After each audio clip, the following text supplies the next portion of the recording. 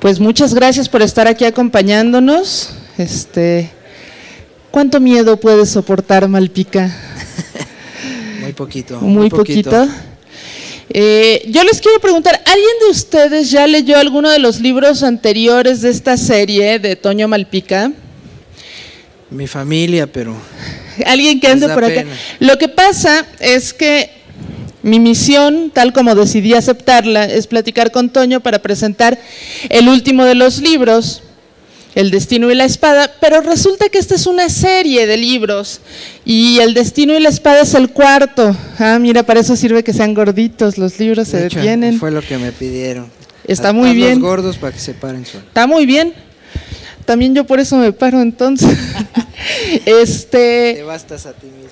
Y yo quisiera platicarles, sí, del cuarto libro, pero quería saber si alguien de ustedes había leído los anteriores, para no hablar de esos, o si podíamos empezar desde el principio, Toño. Empezamos desde el principio, sí, tú das de cuenta. Mira, ahora sí vino mi familia, porque luego hago hasta el chiste de que gracias por haber venido a mis primas, a mis primos, pero ahora sí vinieron mis hijos, mi esposa, mi cuñada, Ay, pues mi es que sea del padre. mis sobrinos. No, pues qué bueno. Pero, pues no, tú das de cuenta como si ya se está cayendo aquí se ponen nerviosos los libros y se desmayan. Sí. No, tú como quieras. Bueno, pues tú no te preocupes incluso de aventar spoilers durísimos. ¿En serio? Porque tengo varios, ¿eh? Sí, digo, fíjense, con estos libros me pasaron varias cosas muy curiosas. Una de ellas es que a la hora de hacer como mis anotaciones de lo que yo quería platicar, me costó mucho trabajo encontrar la forma de contarlos sin hacer spoilers. Es sumamente complicado, sobre todo pensar, voy a platicar del cuarto libro, pero tratando de que no echarle a perder a la gente lo que pasa en el 1, en el 2 y en el 3, está bien difícil.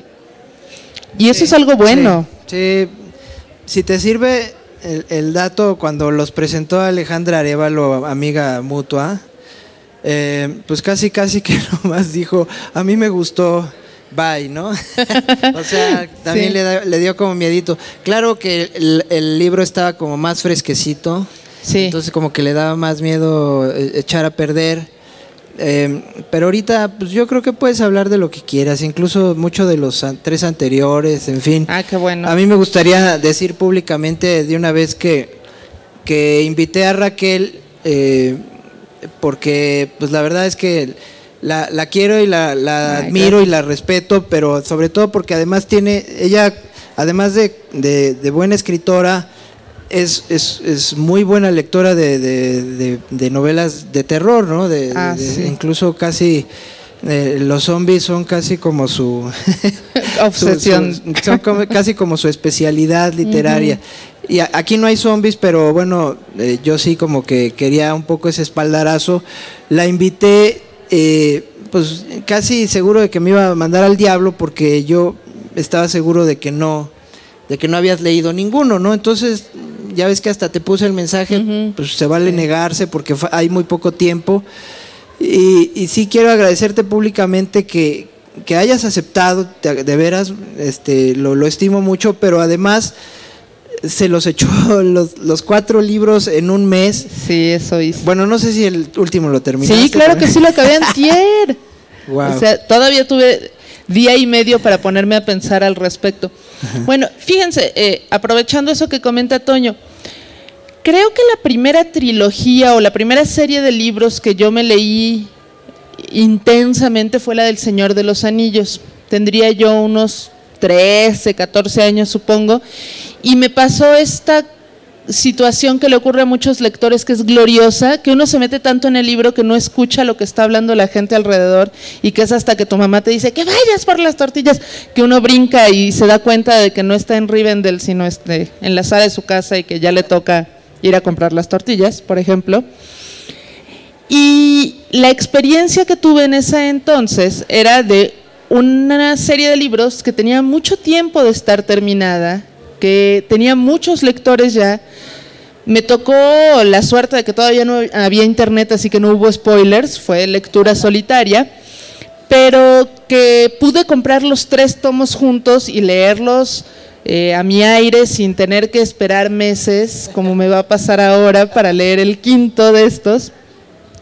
Y me gustó tanto esa experiencia que en general he tratado de replicarla, en el sentido de que cuando me entero de que un libro es parte de una serie, que van a ser 2, 3, 10, prefiero esperarme a que estén todos para leerlos de corridito. Y esa era mi intención con tus libros, Toño. Y de repente, ¿qué creen? Que me echan el reto de que si los presento, y dije, claro que sí, pero pues ni modo de presentarlos sin leerlos, ¿no? Sí se puede presentar libros.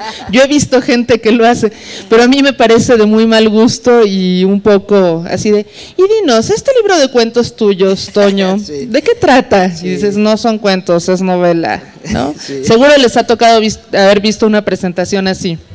Sí, bueno. Entonces, pues, lo primero fue hacernos de los 4 tomos, y yo pensé, sí tenía miedito, dije, híjole, no es lo mismo tener 13 años y que tu mayor ocupación sea ir por las tortillas y el resto del tiempo dedicarlo a leer, que si estás en la escuela, sentarte en la última banca y que la maestra no se dé cuenta que estás leyendo y no hacer tareas, que pues ya hacer esto de adulto y tener responsabilidades y cosas que hacer y demás, ¿no? Dije, híjole, a ver si logro echármelos en un mes, voy a hacer todo lo posible, ¿no? Dije, si no, si veo que me faltan 10 días y voy en el segundo tomo, me brinco el 3 o algo así. Pero ¿qué creen? Y eso es lo que quiero compartir también con ustedes.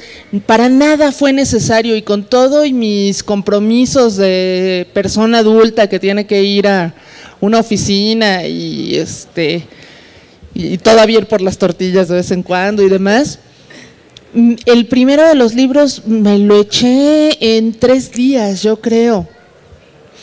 Y me volvió a pasar esto que les comentaba hace un ratito, que tenía mucho tiempo que no me ocurría y que es una bendición de ser lector, de que se me desdibujara el mundo alrededor.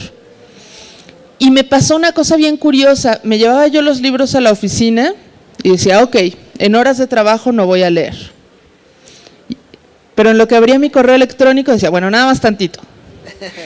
Bueno, hoy es lunes, puedo trabajar mediodía nada más, ¿no? Y de repente me descubrí haciendo las mismas trampas que hacía con la maestra de matemáticas a los 14 años, a mis 40 actuales, y fue muy, muy impresionante para mí poder volver a sentir esto de que lo de afuera no importe, que lo único que importa es lo de adentro. Y de enojarme con el autor de repente, porque tengo varias quejas, pero pues para que ustedes estén conmigo y se quejen a mi mismo ritmo, les voy a platicar un poquito de qué les estoy hablando, por qué estos libros me llamaron tanto la atención, me hicieron faltar a mis obligaciones cotidianas y demás. Vamos a empezar con el primero, ¿te parece? Que tuvieron que comer pan en vez de tortillas en tu casa. Pan duro, además de… Me disculpo con Alberto. Pobre, no, y además que había días que me decía, oye, ¿y a qué hora pagamos la luz? Yo, espérame, otro capitulito, ¿no? Entonces, bueno. Pero ahí luego te disculpas. Les voy a contar, 7 esqueletos decapitados, es la primera de las historias que nos presenta Toño.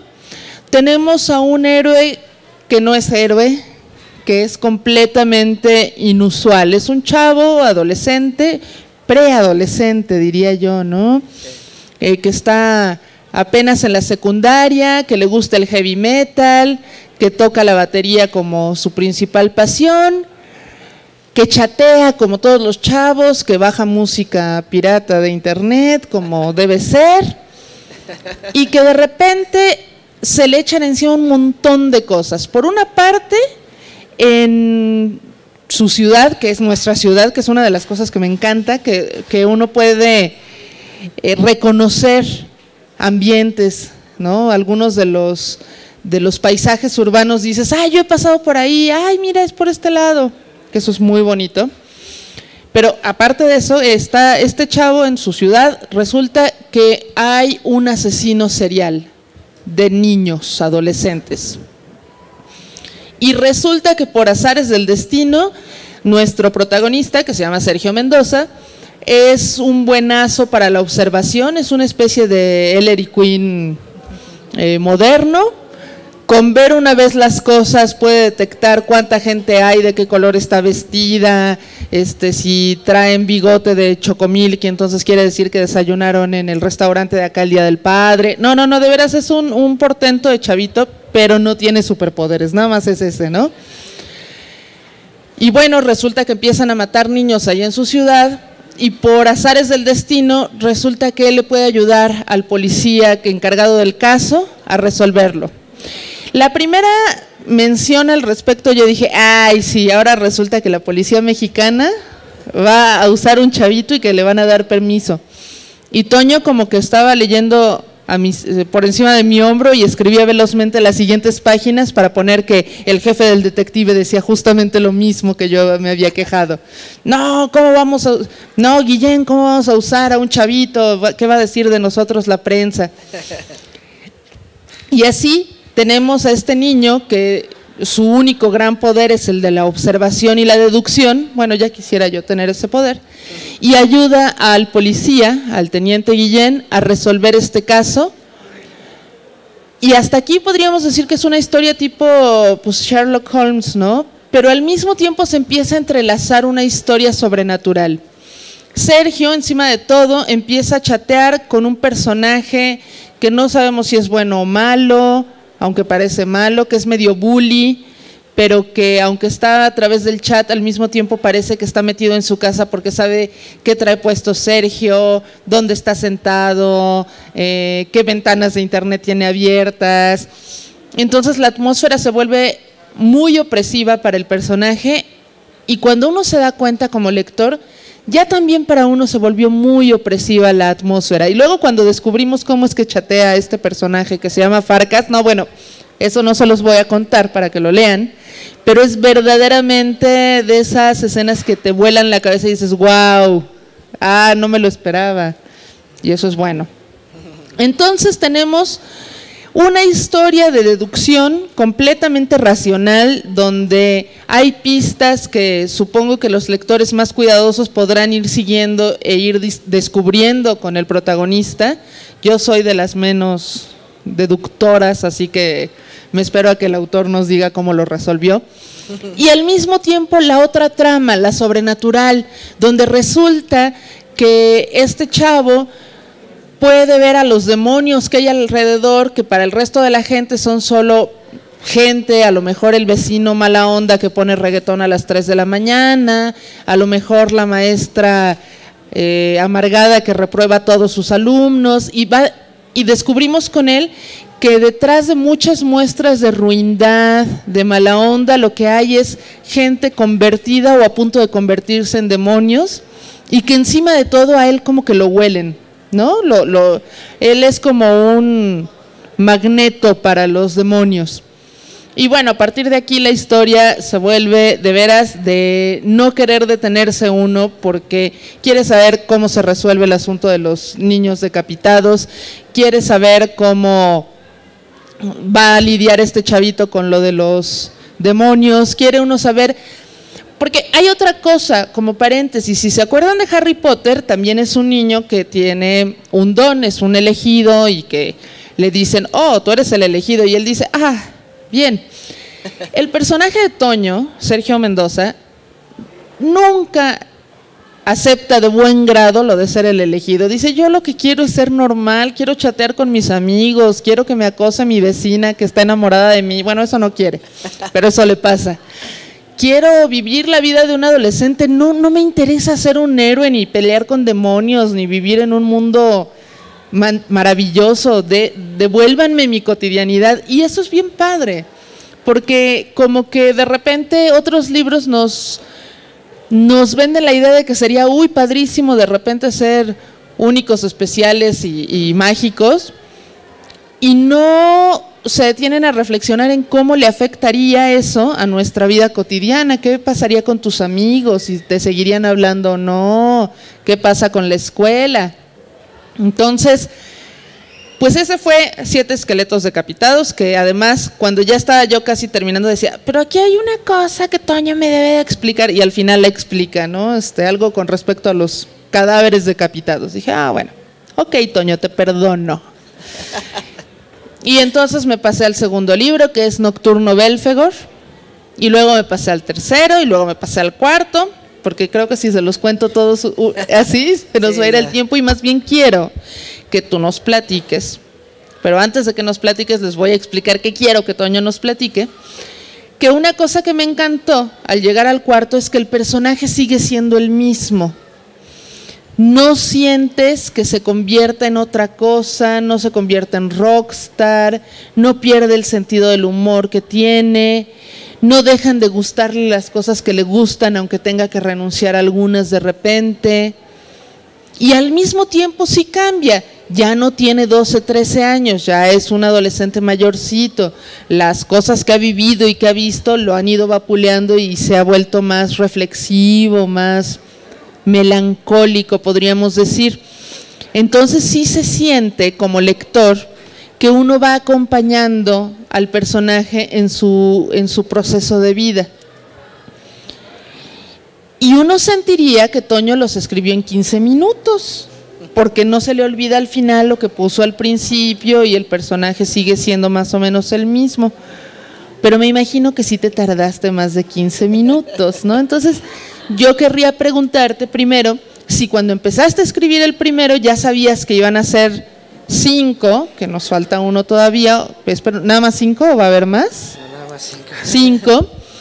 ¿Y cómo has hecho este proceso para que el personaje vaya creciendo, que vaya cambiando sin dejar de ser el mismo?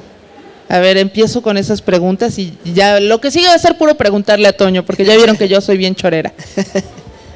Bueno, otra vez gracias, Raquel. Digo, todo lo que has dicho me llena, me conmueve, la verdad, que tu experiencia lectora me hace sentir muy bien, gracias. Pues ya entrando en materia, tal cual,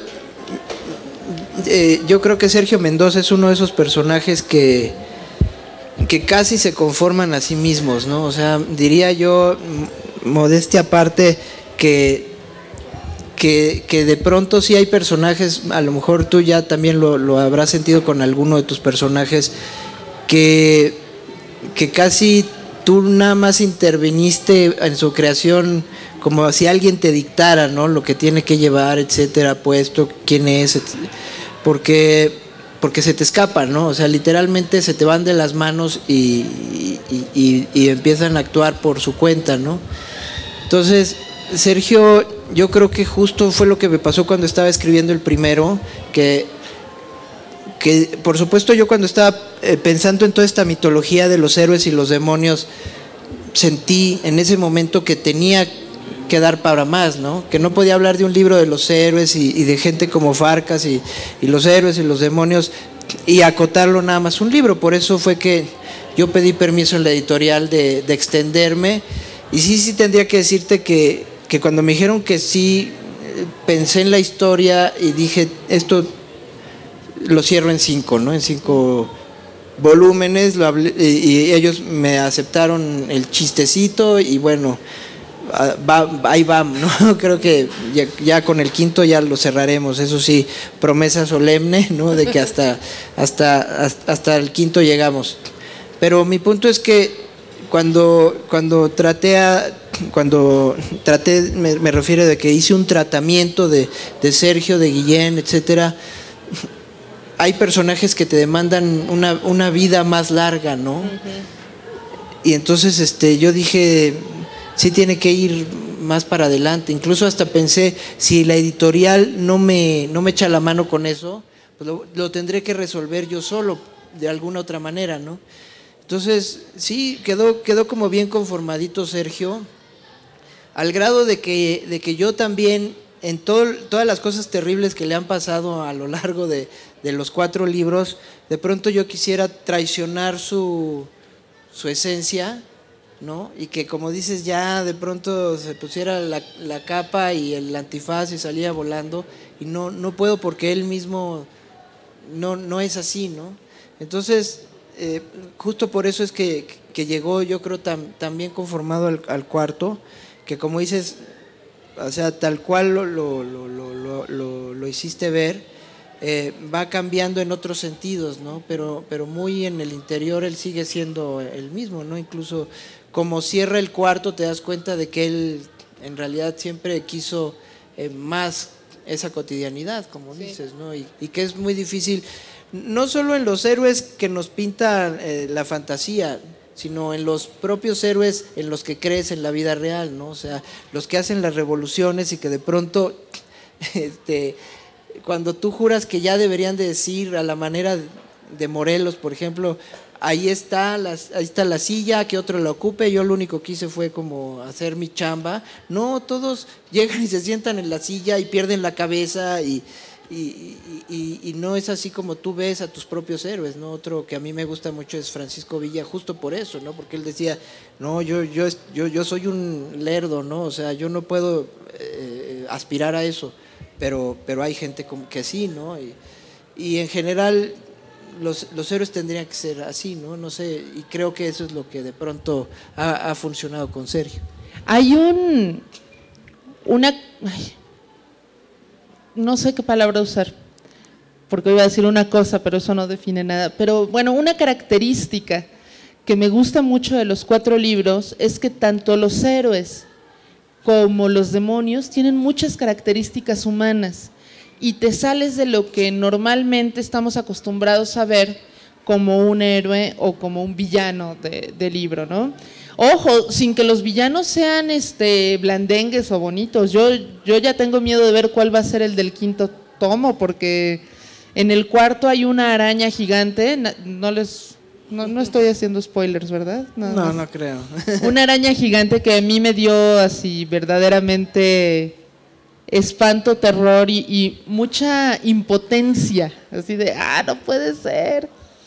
Y en el 2 es donde las cucarachas, ¿verdad? Que sí. Te odio, Toño Malpica, porque en el 2º tomo hay una pieza musical maldita que quien la oye muere de maneras misteriosas.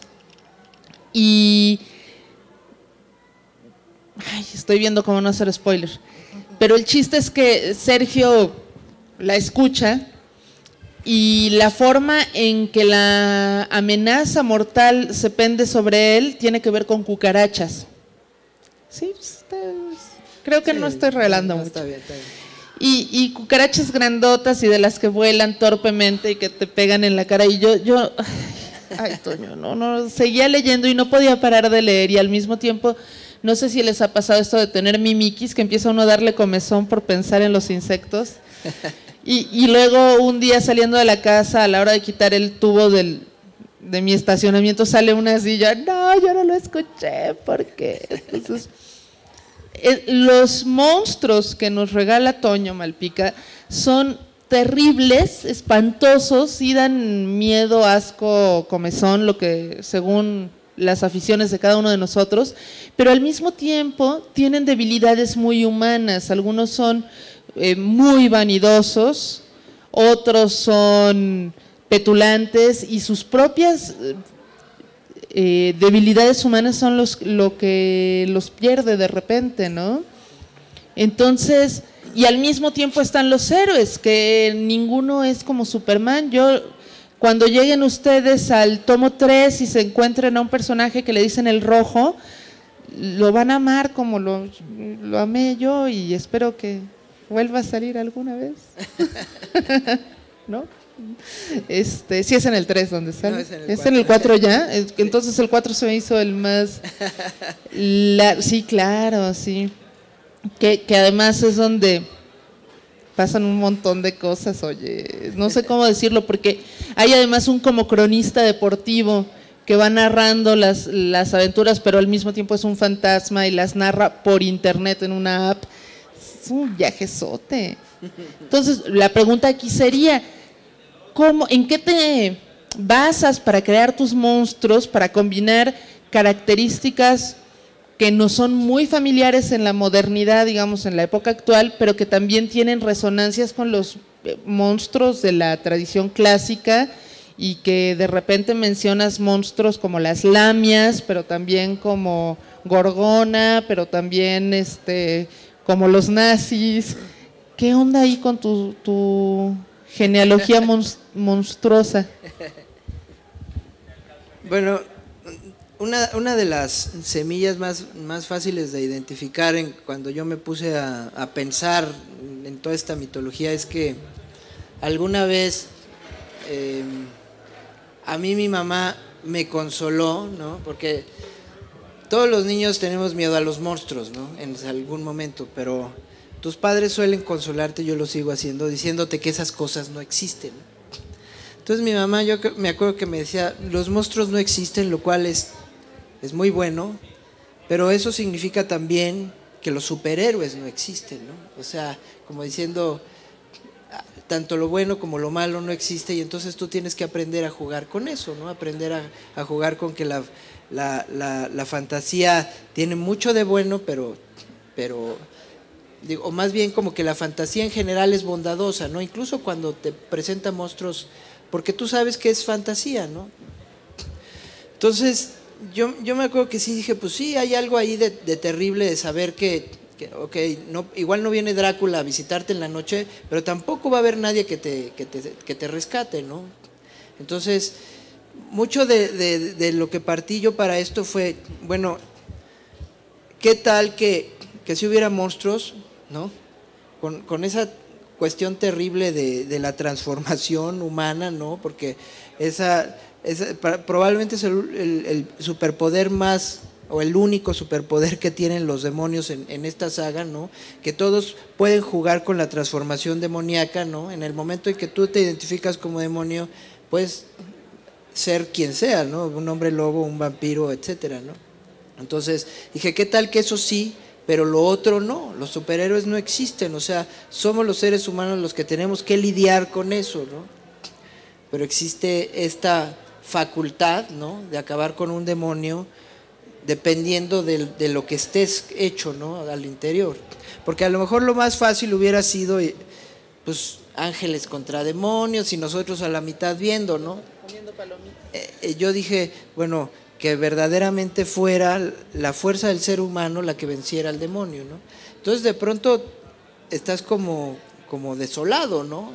Porque dices, pues no se vale, no es una arena justa, ¿no? En la que se esté peleando esto. Pero de pronto dije, bueno, ¿qué tal si sí, no? ¿Qué tal que hubiera un libro que a todos aquellos que quisieran dar esa lucha les ayudara, etcétera, ¿no? Entonces, pues así fue como empezó, ¿no? Sí. Pero sí quise abrevar mucho en los monstruos clásicos. Eso está súper atascado, los 4 libros, porque dije, pues sí, no me veía yo haciendo una saga de terror que no hubiera posibilidades de todo, ¿no? Que hubiera vampiros, hombres lobos, como dices, hay gorgonas, hay una hidra por ahí, hay un minotauro, en fin, casi que lo que sea, ¿no? Incluso hay muchos que he sacado de otras mitologías, ¿no? Que tienen ahí como cameos muy breves, pero que también salen.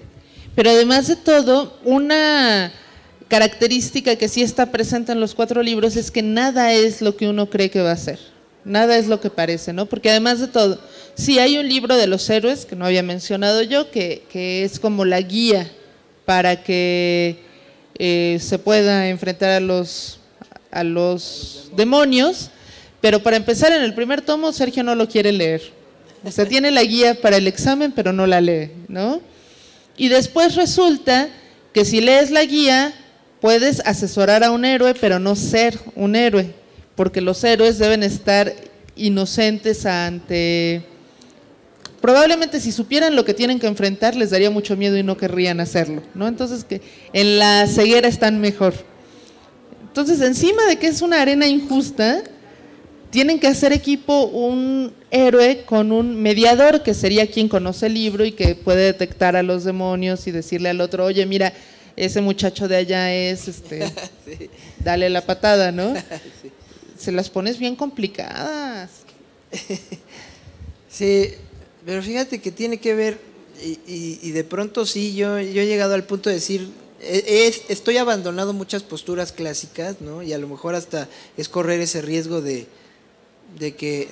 caer hasta mal en los protagonistas, ¿no? Porque, por ejemplo, Sergio, pues sí, como no es un héroe clásico, de pronto hay partes en las que tú dices, ya debería de haber asumido, etcétera, ¿no? Y tomar una postura como más revanchista, etcétera, y no lo he hecho, y incluso en el cuarto pues hubo hasta quien dijo, aquí debería de haber Sergio hecho esto, etcétera, y yo también de pronto hasta como autor, sí, yo estoy de acuerdo, pero ya en un cónclave cerrado con Sergio, pues sí, él dice, no va por aquí, y en general, ¿no? En general incluso esto del destino y la espada, o sea, no es casual, ¿no? Aquí hay mucho de destinal en todos los libros, y también a mí me gusta jugar mucho con eso, ¿no? O sea, a lo mejor hasta por la cuestión de que me gustan los clásicos, los propios griegos, ¿no? Que casi dicen, a ti te va a tocar seguir este camino de aquí al final y hazle como quieras, ¿no? Y en el caso de Sergio hay mucho de eso, ¿no? Hay mucho de que él no puede ni hacerse ni a un lado ni al otro, porque sí tiene un derrotero, pero lo que sí él puede hacer es tomar conciencia y asumir de una manera distinta a lo que a lo mejor muchos lo harían, ¿no? Entonces, sí es como el héroe a fuerzas, ¿no? Así como el médico a fuerzas, este es el héroe a fuerzas, ¿no? Pero además, como diciendo, ok, me toca esto, pero sí entra en mi decisión cómo lo voy a enfrentar y desde qué punto de vista y etcétera, ¿no? Entonces, de pronto es casi hasta milagroso que el Sergio haya llegado hasta el cuarto libro de pie, ¿no? O sea, tú ves que de pronto en los tres hay como cierto cuidado de Farcas, etcétera, pero después ya es casi como ponerse en las manos del destino y decir lo que tenga que ser que sea, ¿no? Y hasta justificarlo y llegar a ese punto, pues es difícil, ¿no? Para mí también ha sido difícil y de hecho yo, o sea, mucho del haber llegado hasta aquí me colma de gratitud porque de veras los lectores han sido como muy fieles y además como muy cariñosos con el protagonista, con Sergio específicamente, ¿no? O sea, de pronto creo que es una saga que sí se ha sostenido a base de cariño por él, ¿no? O sea, como que todos lo cuidamos, haz de cuenta, de pronto siento así, ¿no? Por él y por sus amigos y sus personajes alrededor. Claro. Tienes unos personajes bien entrañables.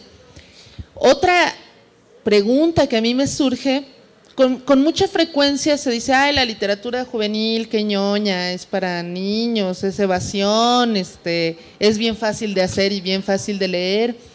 Y yo creo que un buen argumento en contra de eso es decirles, pues léanse esta serie de Toño Malpica, porque ni es fácil de leer en el sentido, o sea, es muy amena, se la leen muy rápido, con mucho gusto, pero tiene muchas referencias, o sea, uno puede elegir a qué profundidad la lee y puedes tardarte 2 días o puedes quedarte pensando y ponerte a googlear personajes y encontrarte varias cosas que no te esperabas. O los que ya son muy cultos van a decir, claro, aquí está, ¿no? Tiene situaciones muy propias de la adolescencia, pero unas también tremendas que uno dice, pobre del chavo adolescente que se tenga que ver en una situación así, y lo piensas un poquito más y es pobre del adulto que se tenga que ver en una situación así, ¿no?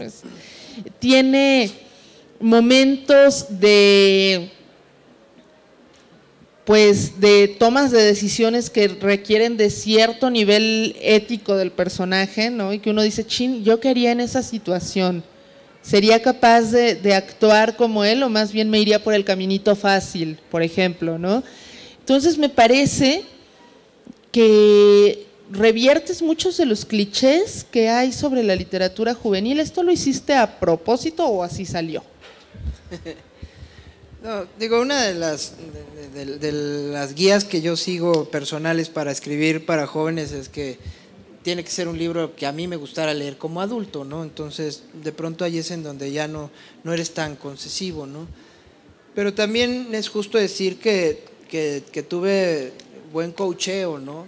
O sea, siempre que puedo lo digo. El libro, el de 7 esqueletos decapitados fue por encargo, me pidieron un libro de terror para jóvenes, lo escribí, ya era bastante oscuro y mi editor Daniel Goldin me dijo que lo hiciera todavía más oscuro, o sea, si existiera un color más oscuro que el negro, pues métele ese, ¿no? O sea, yo incluso entré con mucho tiento y con mucho temor porque dije, esto lo puede leer un niño y va a terminar muy impresionado, y yo juraba de veras que con el primero estaba yo cavando mi propia tumba literaria. Dije, pues hasta aquí llegué, porque lo van a leer y van a decir, este iba bien, pero se cayó durísimo con 7 esqueletos decapitados, gracias por haber participado, sigue escribiendo otras cosas, porque en la literatura infantil y juvenil ya no vas a tener cabida, ¿no? Entonces por eso hablo de buen coacheo, porque yo creo que un buen manager es el que te hace decir, confía en mí, y tú confías un poco ciegamente y vas para adelante. El libro salió, no ha habido ningún niño traumado, al contrario, yo creo que el libro que más satisfacciones que me ha dejado en toda mi carrera literaria es 7 esqueletos decapitados. Es el libro del que más me hablan, del que más me dicen, yo antes no había leído nada y ahora empecé a leer, gracias, ese tipo de cosas, ¿no? Entonces, pues sí, es un libro tremendo, ¿no? O sea, la premisa es fuerte, pero después, el segundo, el tercero, lo mismo, o sea, Daniel no me soltaba, o sea, la verdad es que hay una correspondencia ahí fuerte, no fueron ediciones fáciles, ¿no? Pero también es cierto que el rigor nos permitió llegar a esto, o sea, él mismo me dijo, de pronto sí hay como una diferencia estilística entre el primero y el segundo, no sé si tú ya lo notaste seguramente, que el mismo Daniel me dijo, el público adulto también se está enganchando, ¿no? Entonces vamos a tener que subirle un poquito, pero no demasiado, para que haya una buena franja. Y así me pidió Nocturno y me pidió El Llamado, y entonces se conformó así como está, ¿no? Entonces la verdad es que sí, puedo decir también con gran satisfacción que son libros que leen los adultos y les gustan, ¿no? Y también los chicos que se enganchan, y como dices, de pronto habrá referencias que los chicos no entiendan, pero parece que no es tampoco tan relevante, ¿no? A mí una de las cosas que me gusta muchísimo es que le das también peso a los personajes adultos o incluso milenarios como Farcas, ¿no? Que a veces uno piensa que en la literatura juvenil se trata de darle el foco o el punto de vista solamente al adolescente, porque asumimos que el adolescente no va a entender el amor de un padre por su hijo, o la preocupación de una cuarentona por las primeras arrugas que empiezan a salir, ¿no? Cosas así. Y tú te avientas a darle el punto de vista a estos otros personajes también, y yo creo que se va logrando una empatía muy particular, que los adolescentes sí entienden esta otra parte y sí pueden decir, mira, es que es su papá, ¿no? Y no les estoy diciendo quién es papá de quién, van a tener que llegar al 4.º libro para enterarse. No, y es que, digo, los que leímos ya en nuestra juventud, o sea, cosas como Sherlock Holmes, por decir algo, ¿no? O sea, son personajes muy adultos, pero que tú los amabas de chico, ¿no? O sea, a lo mejor todos de alguna manera éramos Watson, ¿no? pero sí son personajes ya con sus vicios, con sus virtudes, ya personajes hechos y derechos, no tan en la búsqueda como de pronto es un adolescente que está lleno de preguntas, etcétera.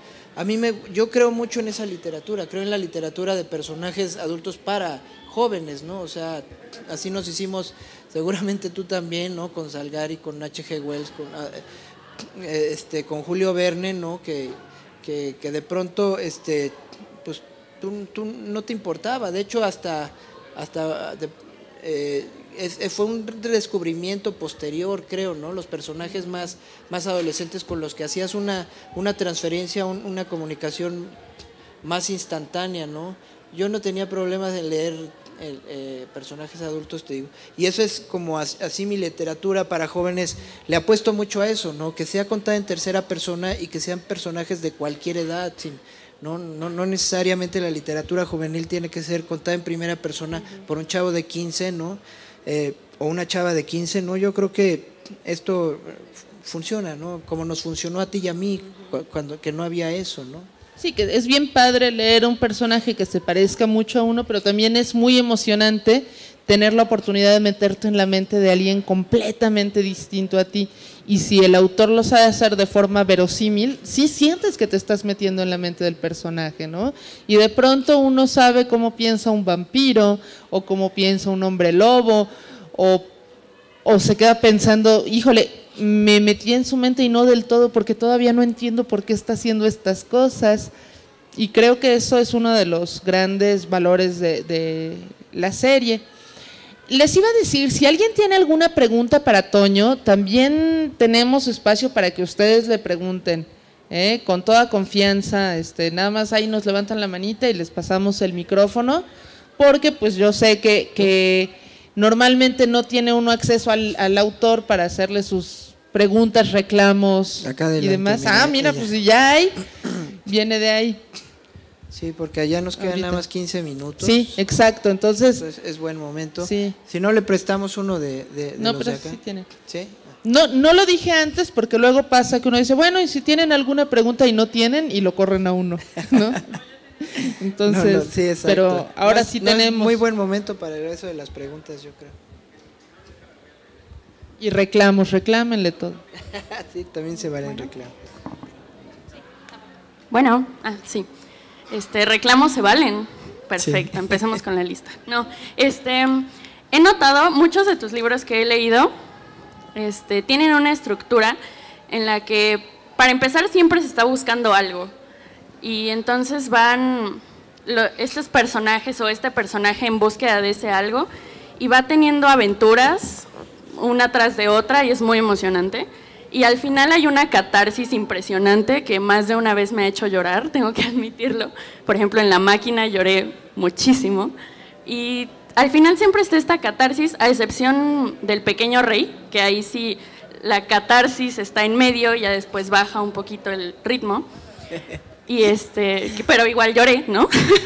Y me preguntaba yo si esta estructura es algo planeado desde el principio del libro o si es simplemente una necesidad de atar cabos al final. Y también quería preguntar si me tengo que esperar esa catarsis al final de esta serie, porque es para irme preparando mentalmente. Bueno, gracias primero por tu comentario.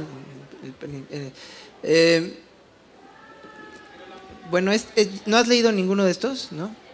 El primero, sí, bueno, contestándote al revés, sí, también hay un rollo ahí, como de construcción, que sí, hasta el final, hasta el quinto, se resuelve todo y ahí es en donde, o sea, cada libro funciona unitariamente, creo, pero también va dejando puertas abiertas como para que ya al final del cuarto sí ya es por eso yo prometo que nada más va a haber un quinto para que ya sepan todos que al final ahí se resuelve, ¿no? Ahora, eso de la búsqueda, etcétera, pues sí, de pronto hay libros que a mí me gustan mucho así, ¿no? O sea, esto del MacGuffin que de pronto es un recurso literario y que creo que funciona bastante bien. Hay unos en los que es muy clavado, ¿no? Como en La Máquina, sí, durísimo, ¿no? O El lápiz de labios del señor presidente. Hay como libros que sí, hasta que no llegan y lo encuentran y se dan cuenta de que no es para nada. La lágrima del Buda, por ejemplo, también así, pero durísimo. O sea, ese es incluso el nombre del libro, ¿no? Otros no tanto, ¿no? Pero lo que sí trato, a lo mejor para responder bien tu pregunta, trato en todos mis libros, sí es de planearlos bien desde el principio, ¿no? O sea, yo no sé trabajar sin planeación. Sé que hay mucha gente que lo hace, es decir, que define una premisa, define muy bien a los personajes y casi los pone a jugar ahí en un tablero y se echa un poco para atrás a ver qué hacen entre ellos y respeta a dónde llevan el final, ¿no? Yo me siento más cómodo si sé hasta a dónde vamos a llegar todos juntos y de la manita y bien, ¿no? Entonces, eso incluso incluye al bondadoso rey, ¿no? O sea, todos los libros necesito tener las luces prendidas de todo el camino, incluso necesito desbrozar el camino y pavimentarlo, ¿no? O sea, es así como yo escribo y como me siento más contento, ¿no? Es raro, pero sí ocurre cuando estoy todavía caminando y se me ocurre, a pesar de que ya pavimenté para allá, ándale y jalar para acá, pero de pronto es difícil porque a veces traicionas ya algunos antecedentes, en fin, no me encanta, pero hay libros que de pronto han sido así. Por ejemplo, tengo un libro que se llama Margot, que lo único que planeé fue la mitad del libro, ¿no? yo mismo me impuse como ese reto de, a ver, ¿no? ¿Se pueden? Sí, no, etcétera. Entonces, la mitad del libro es pura presentación de personaje, curiosamente, ¿no? Después ya hay historia y después ya hay como que yo lo tuve que ir como resolviendo, ¿no?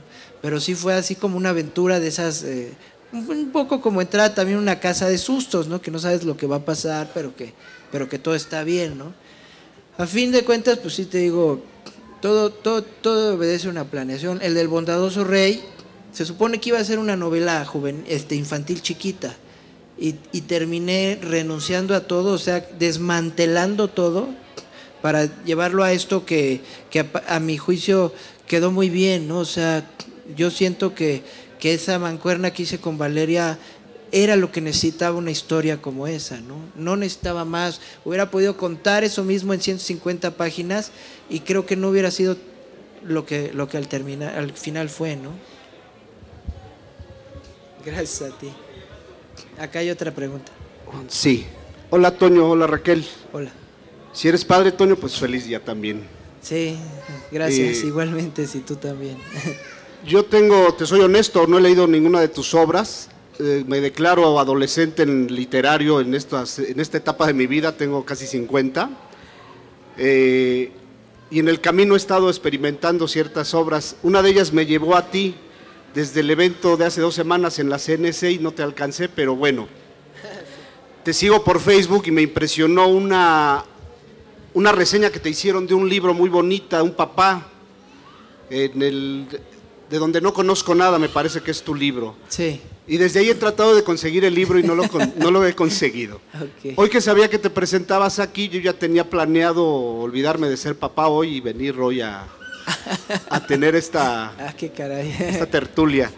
De hecho, mi intención es leer primero tu obra y irla transmitiendo a mis hijos, que son adolescentes hoy. Gracias. Ajá. Yo te confieso, me iré por de donde no conozca nada y ya con las referencias que nos da Raquel y la charla, sí. Pues yo creo continúo con toda esta labor además de que eres mexicano y que en este caso que ya son 5 libros, digo, ¿por qué no leer a los mexicanos nada más y después dejamos a los grandes que están fuera, ¿no? Y si ya estás aquí, pues quiero experimentarlo y también divulgarlo, ¿no? Gracias. Y bueno, más que una pregunta es ser un punto de vista, no sé si comentes algo al respecto. Ya no sé si el de a donde no conozca nada no lo encontraste aquí, porque mira, si no, puedes ir al pasaje de Zócalo Pino Suárez, ahí hay tienda de ediciones SM, ahí es muy probable que lo encuentres. Si no, en las oficinas propias de ediciones SM que están muy cerquita del World Trade Center, o sea, casi a 2 cuadritas de ahí. La dirección es Magdalena 211 porque ahí tienen tienda. Si son muchas las ganas de leer ese libro específicamente, ¿no? Digo, para la otra me buscas por Facebook y a lo mejor hasta yo tengo uno y te lo traigo, ¿no? Pero ese es como, por si tienes muchas ganas de ese libro en particular, esas podrían ser 2 tips, ¿no? Para conseguirlo. Y gracias por venir y perdón a tus hijos, ¿no? Ahorita te regresas por favor a la casa rápido, ¿no? Bueno, no sé si hay otra pregunta. Sí. Ahí hay un par, ¿no? Sí, acá. Hola, buenas tardes. Mi nombre es Mayra Silva, soy maestra de secundaria y gestora cultural. Es únicamente para felicitarte por informe preliminar sobre la existencia de los fantasmas. Es un libro que está en nuestra colección de la secundaria Hermilo Abreu Gómez, de la 143 aquí en Azcapotzalco. Y es un libro con un lenguaje extraordinario para chicos de secundaria. A mí me encanta porque hay otros libros de literatura infantil, juvenil, que intentan ser como muy rosas, no meterse tanto en problemas, y tú usas un lenguaje extraordinario que es muy asequible a los chicos, y hablas de sexualidad y hablas del 68 de una manera muy muy sencilla.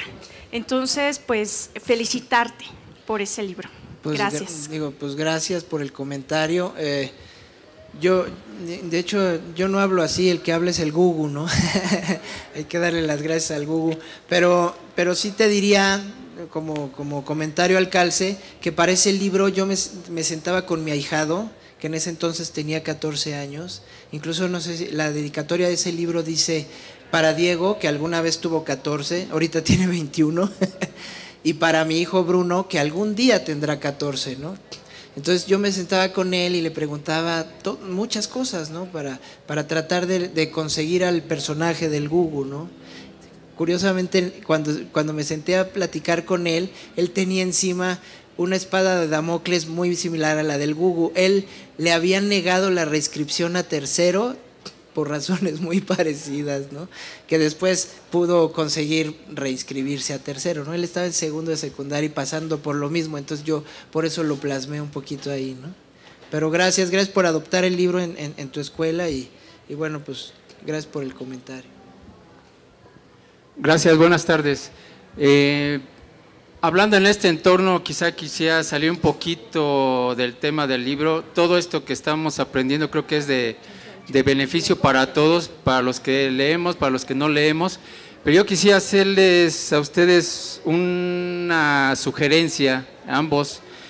¿Cuál sería una cuestión de un ABC que nos recomendaran a todos en una forma de cómo iniciar, qué hacer o cómo cultivar para iniciar la cuestión de la lectura, el podernos de alguna manera acercar a un libro? Ahorita estoy yendo a la maestra, obviamente creo que tienes de nivel bajo, medio y hasta el adulto, como lo decías tú, interesando al adulto para que el adolescente lo tome, pero creo que sí sería importante. Sabemos que este es un ejemplo de donde las autoridades pues nos dan este espacio, es un acercamiento, pero ustedes bajo su contexto, su experiencia, ¿qué nos darían así como un ABC sencillo? Muchas gracias. Pues a ver, Raquel. Pues primero que no le saquen a leer, ¿no? Si un libro no les gusta, que lo dejen y que busquen otro. No está mal esa idea de que a fuerza hay que terminarlo aunque uno sufra, creo que no está padre.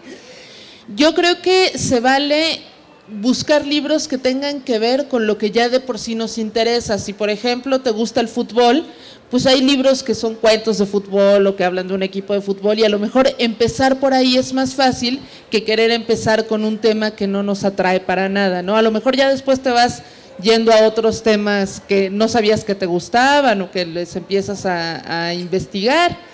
Creo que es muy útil seguir las recomendaciones de otros, pero como recomendaciones, no como ley. Si Toño me recomienda un libro y no me gusta, no voy a pensar que él esté mal o que yo esté mal, sino que pues no coincidimos en eso.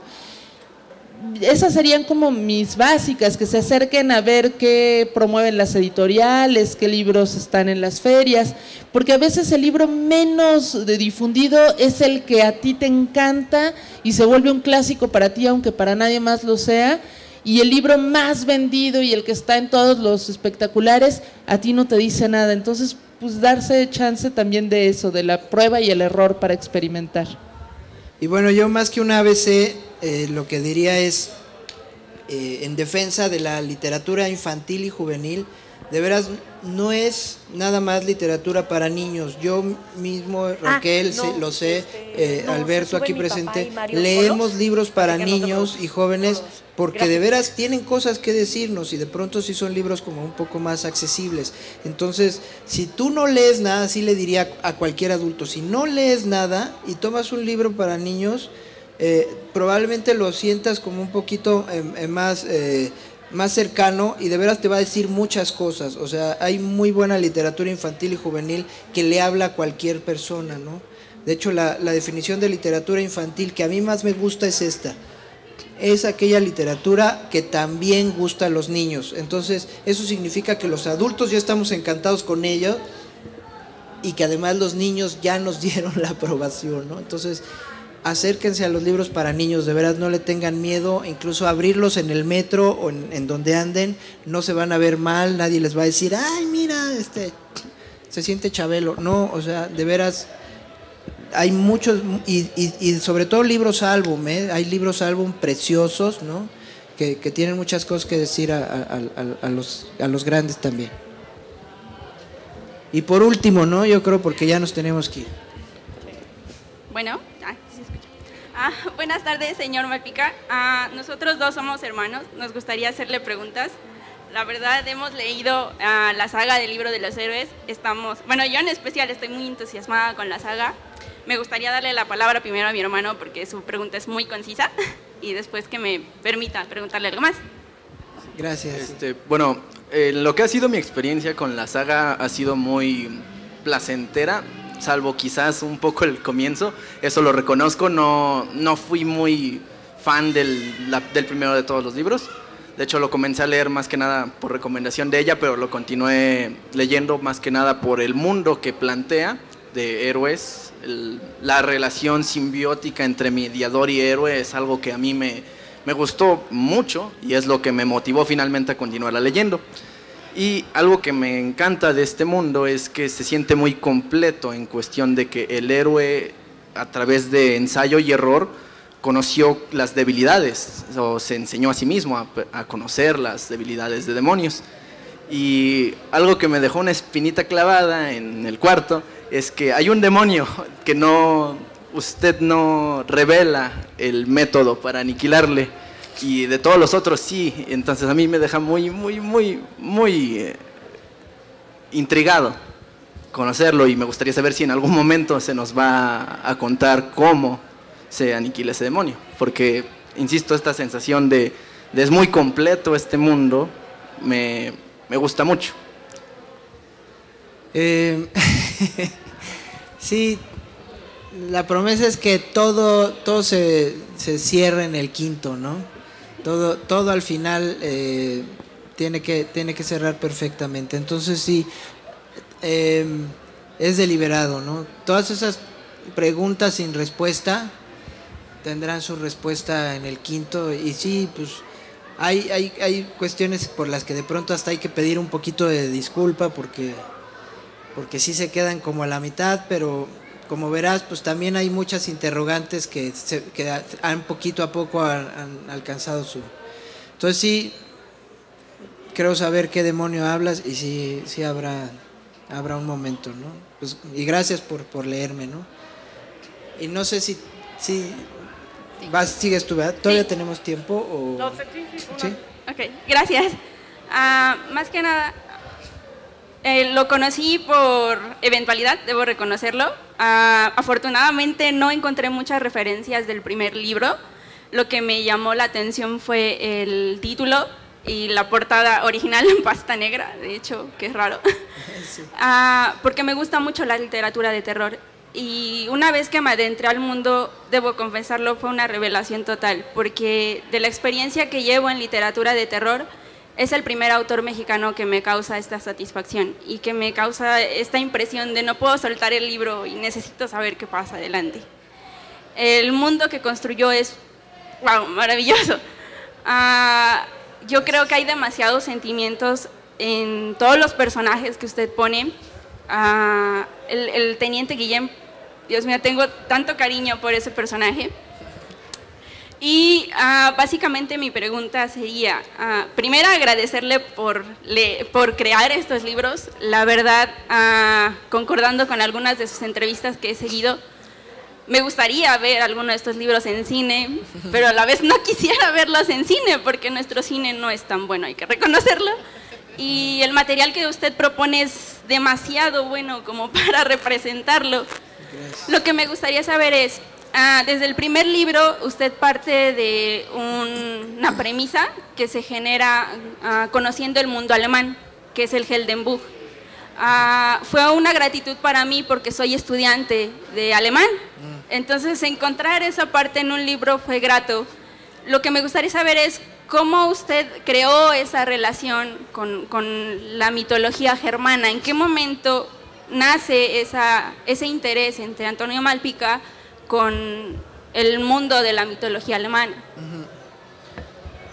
Pues, digo, al final es un pretexto, ¿no? Por supuesto, como lo habrás notado, es casi que estoy robándome el nombre y algunos personajes como Wolf Dietrich o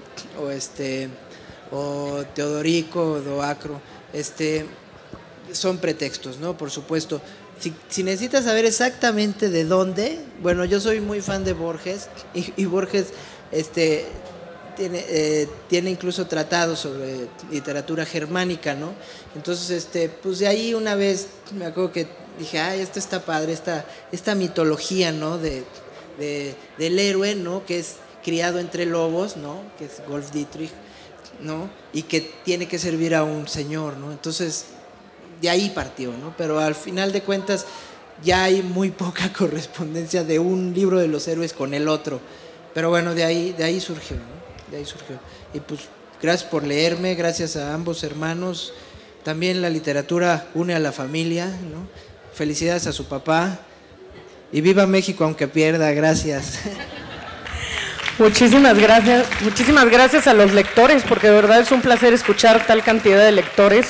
Queremos darle las gracias a Toño Malpica por estar en esta feria del libro en Azcapotzalco, y le traemos de regalo un ponchipaquete de libros de la Brigada para Leer en Libertad, que por cierto pueden ustedes descargar en nuestra página, así que entregamos de regalo un ponchipaquete de libro, y la verdad es un placer no solo escucharte, escuchar a tus lectores. Muchas gracias.